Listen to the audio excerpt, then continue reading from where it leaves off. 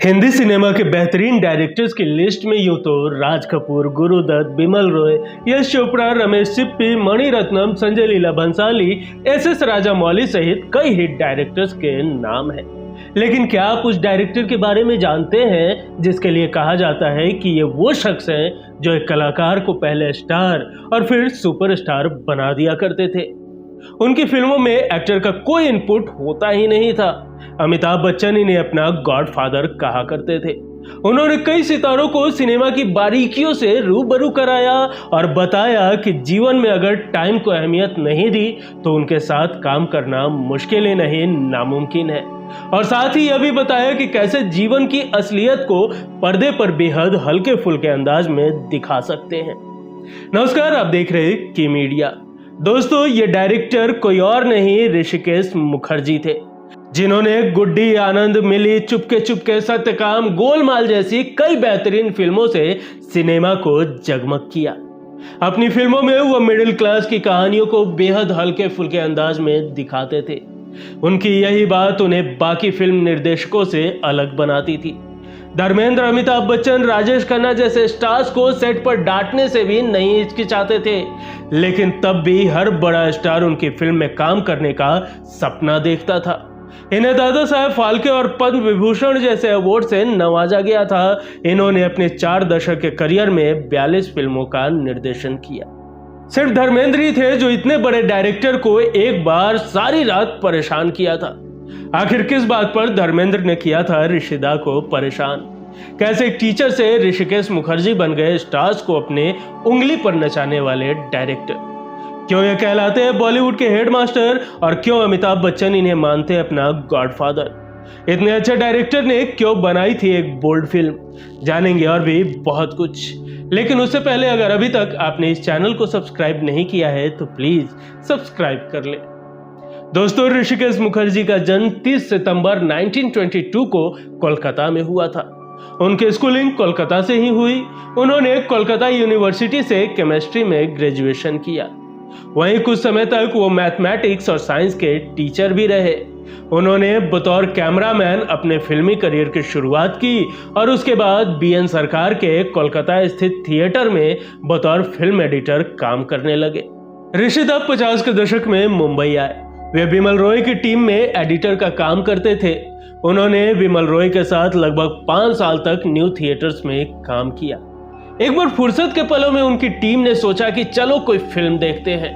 सभी Eros cinema में Akira Kurosawa की फिल्म राशोमोन देखने पहुंचे।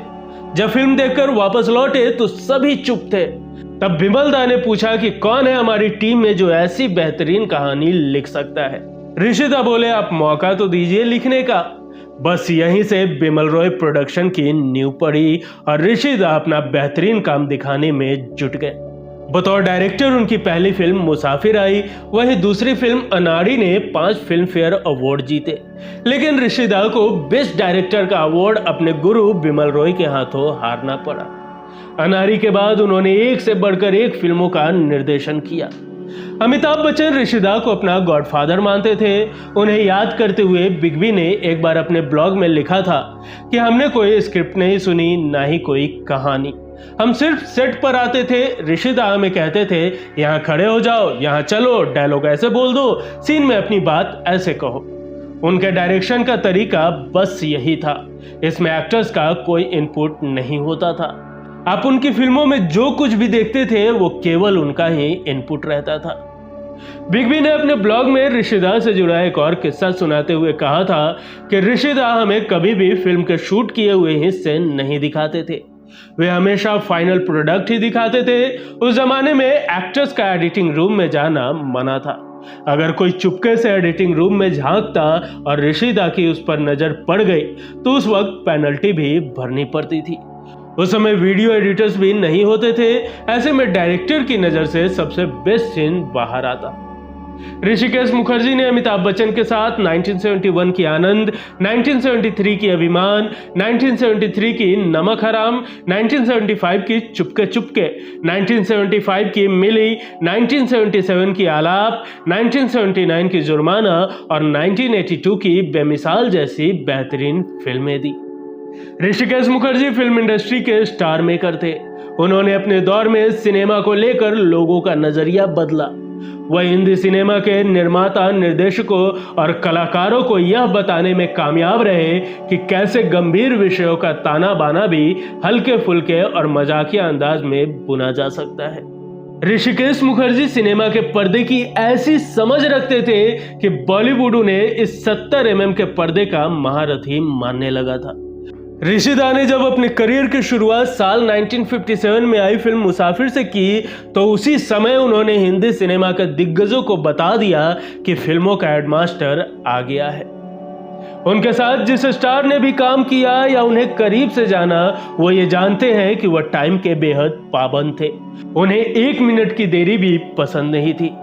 ऋषिकेश मुखर्जी की फिल्मों के शूटिंग से जुड़ा एक मशहूर किस्सा है। एक बार एक बड़ा स्टार उनके सेट पर 9 बजे की शिफ्ट होने के बावजूद करीब 12:30 बजे पहुंचा।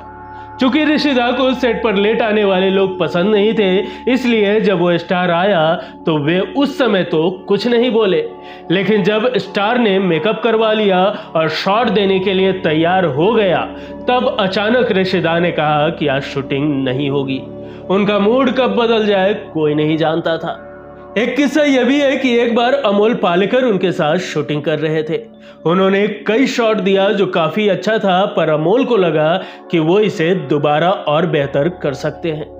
ऋषिदा के मना करने पर भी जब अमोल अड़े रहे तो ऋषिदा ने दोबारा शॉट तो लिया, लेकिन फाइनल फिल्म में उन्होंने पहले वाला शॉट ही रखा। दोस्तों, गुलजार के साथ ऋषिदा ने कई फिल्मों में काम किया। फिल्म गुड्डी का निर्देशन भी गुलजार खुद करने वाले थे, लेकिन किसी वजह से फिल्म के निर्देशन की कमान ऋषिदा को संभालनी पड़ी। जब उन्होंने फिल्म पूरी की और वह हिट हुई, तो खुद गुलजार ने एक इंटरव्यू में कहा था कि ऋषिकेश मुखर्जी का काम बिल्कुल अलग ही स्टाइल में होता है। वे एक्स्ट्रा शॉट्स या फिर एक्स्ट्रा एंगल में विश्वास नहीं करते और एडिटर होने की वजह से वे अपने दिमाग में ही बहुत सारे सीन एडिट कर लेते हैं। उन्हें शतरंज खेलने का शौक था, इसलिए सेट पर भी वह अक्सर शतरंज खेला करते थे। शूटिंग सेट पर कभी कभी वे शतरंज खेलते खेलते अचानक से उठकर शूटिंग इंस्ट्रक्शन देने लगते थे। दोस्तों, असरानी ने एक इंटरव्यू में बताया था कि फिल्म चुपके चुपके की शूटिंग चल रही थी और एक सीन था जिसके बारे में धर्मेंद्र को कुछ भी नहीं बताया गया था, क्योंकि ऋषिदा अपने सीन को एक्टर से सीक्रेट ही रखते थे। एक सीन के लिए उन्होंने मुझे सूट पहना दिया, तभी धर्मेंद्र वहां ड्राइवर के कपड़ों में आ गए और मुझे सूट में देखकर हैरान होते हुए बोले, मैं तेरा ड्राइवर बना हूं क्या? अगला सीन क्या है? तुझे सूट कैसे मिल गया? वहीं दूर बैठे ऋषिदा ने कहा, धर्मेंद्र उससे क्या पूछता है, उसे कुछ पता होता तो वो डायरेक्टर नहीं होता। दोस्तों, ऋषिदा ने लीक से हटकर सबसे बड़ा सुख नाम की एक बोल्ड फिल्म भी बनाई थी। असरानी और उत्पल दत्त जैसे एक्टर्स ने इसमें ऐसा काम किया जो यकीन करने लायक नहीं है। फिल्म समीक्षकों ने यहां तक कहा कि ऐसा लगता है कि ऋषिकेश मुखर्जी 70 के दशक में एक प्रयोग करके देख रहे थे। वह ऐसी फिल्म बनाकर कुछ क्रांति लाने की सोच रहे थे, लेकिन जॉनर उन्होंने गलत चुन लिया। फिल्म बी ग्रेड सिनेमा वाला फिल्म दे रही थी, इसलिए ये फ्लॉप रही। दोस्तों, फिल्म आनंद में ऋषिदा पहले किशोर कुमार को कास्ट करने वाले थे, पर उन्हीं दिनों किशोर दा का एक बंगाली प्रोड्यूसर से विवाद हो गया और उन्होंने गार्ड को निर्देश दिए कि कोई भी बंगाली मुझसे मिलने आए तो उसे भगा देना। एक दिन ऋषिकेश मुखर्जी उनके घर पहुंचे, लेकिन गार्ड ने उन्हें अंदर नहीं जाने दिया। ऋषिदा को इस बात से बहुत गुस्सा आया और उन्होंने फिर किशोर कुमार के साथ कोई फिल्म बनाने का इरादा ही छोड़ दिया। 1971 में जब ऋषिदा आनंद फिल्म बनाने के बारे में सोच रहे थे, तो सबसे पहले उन्होंने इसकी कहानी बेंगलुरु से मुंबई की फ्लाइट के दौरान धर्मेंद्र को सुनाई थी। धर्मेंद्र बड़े खुश हुए और उन्होंने कहा कि यह फिल्म तो मैं ही करूंगा। कुछ दिनों बाद अखबार में खबर छपी कि फिल्म के हीरो राजेश खन्ना होंगे। फिर क्या था, धर्मेंद्र ने जमकर शराब पी और फिर देर रात ऋषिदा को कॉल किया और कहा कि आप मेरे साथ ऐसा कैसे कर सकते हैं। ऋषिदा उन्हें शांति से समझाते रहे और कहते रहे कि धर्म हम सुबह बात करेंगे, लेकिन धर्मेंद्र थे कि लगातार अपनी बात दोहराए जा रहे थे। ऐसा करते करते उन्होंने रात भर ऋषिदा को सोने ही नहीं दिया। दोस्तों, जब ऋषिकेश मुखर्जी फिल्म आनंद बना रहे थे तो राजेश खन्ना उन दिनों 8 लाख रुपए फीस लेते थे। जब राजेश खन्ना को पता चला कि कई बड़े एक्टर्स के पास से फिल्म आनंद निकल गई है तो वे उतावले होकर ऋषिदा के पास पहुंचे और उनसे कहा कि मैं फिल्म करने के लिए तैयार हूं। तब ऋषिदा ने उनसे कहा कि अगर आपको मेरे साथ काम करना है तो मेरी 3 शर्तें माननी होंगी। टाइम पर आना होगा, ज्यादा डेट्स देनी होंगी और तीसरा शर्त यह है कि फीस 1 लाख रुपए ही मिलेगी।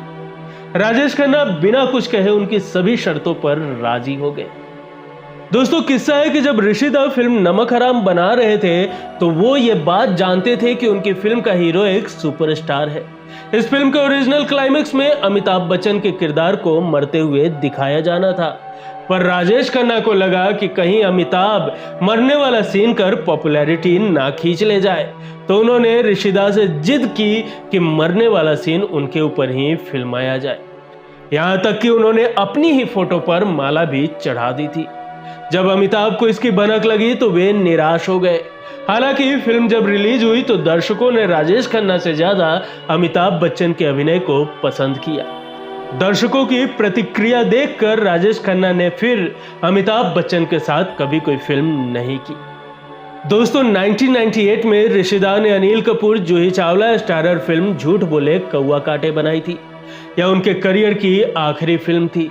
27 अगस्त 2006 को मुंबई में ऋषिदा का 83 साल की उम्र में निधन हो गया था। किडनी की बीमारी के चलते वो मुंबई के लीलावती अस्पताल में भर्ती थे। मौत के समय केवल उनका केयर टेकर ही उनके साथ था। उनकी पत्नी का निधन काफी पहले ही हो चुका था। उनकी 3 बेटियां और 2 बेटे थे जो बीमारी के दौरान उन्हें समय समय पर देखने आते रहते थे। दोस्तों, ऋषिदा की 92वीं बर्थ एनिवर्सरी पर उन्हें याद करते हुए अमिताभ बच्चन ने अपने ब्लॉग में लिखा था कि अपने अंतिम दिनों में वे आईसीयू में थे। मैं कई बार उन्हें देखने के लिए अस्पताल गया, लेकिन उन्हें उस हालत में देखने की मेरी हिम्मत नहीं हुई। एक दिन मैं हिम्मत करके उन्हें देखने के लिए गया। उनकी पूरी बॉडी वायर में लिपटी हुई थी, कई तरह की मशीनें लगी थी, आंखें बंद थी और वो वेंटिलेटर के जरिए सांसें ले रहे थे। फिर वो अचानक जागे और उन्होंने आंखें खोली। उन्होंने मुझे देखा और उनका चेहरा खिल गया। मैंने फिर बड़ी मशक्कत से पाइप्स और ट्यूब्स के बीच में से उनका हाथ निकालकर पकड़ा। काफी देर तक वो मुझे देखते रहे और फिर सिर पर हाथ फेरकर मुझे जाने का इशारा किया। अगले दिन वो चल बसे। दोस्तों, ऋषिदा को 8 बार फिल्म फेयर अवार्ड्स मिले। ऋषिदा ने 8 बार प्रेसिडेंट अवार्ड जीते, जो अनारी, अनुपमा, आशीर्वाद, सत्यकाम और आनंद जैसी फिल्मों के लिए मिला था। 1999 में उन्हें दादा साहेब फाल्के अवार्ड से सम्मानित किया गया। साल 2001 में उन्हें पद्म विभूषण अवार्ड से नवाजा गया और साल 2001 में उन्हें लाइफ टाइम अचीवमेंट अवार्ड से भी सम्मानित किया गया था। दोस्तों, ऋषिदा की कौन सी फिल्म आपके दिल के बेहद करीब है, हमें कमेंट कर जरूर बताएं। दोस्तों, अगर आज का ये एपिसोड आपको पसंद आया हो तो एक लाइक जरूर करें। मिलेंगे अगले एपिसोड में फिर किसी दिलचस्प किस्सों के साथ। तब तक के लिए नमस्कार।